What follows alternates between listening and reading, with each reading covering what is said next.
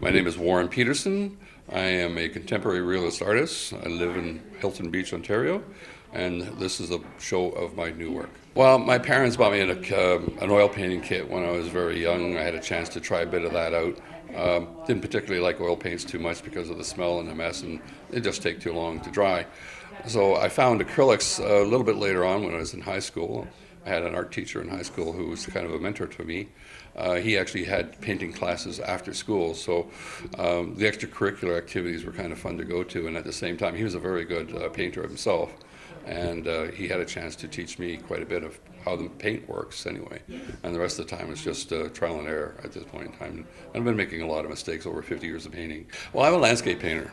Particularly, I like to paint the unpeopled landscape, if you will.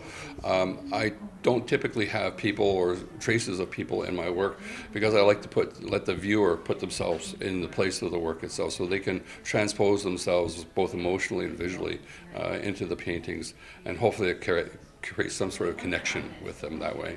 My paintings will relate to just about anybody. Because they are contemporary realistic in style, they're something that people can relate to as it may be an idea of what their camp would be looking like if you're staring out from the porch, for example. Or my style currently is one, again, where it's hopefully conveying something that I've seen emotionally, and that means something very emotionally to me.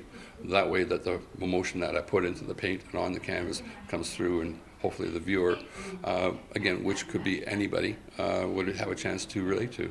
I'd like the people of Sault Ste. Marie and the surrounding area to come down and have a look at work that means something to them, specifically because it is of the area down here. I have collectors across Canada, in the US, and in Japan. These people have collected my work now for well over past the 40 years. I continue to have new collectors come in and see my work.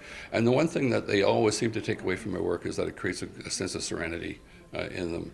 And if there was one word to describe my work, it would be serene.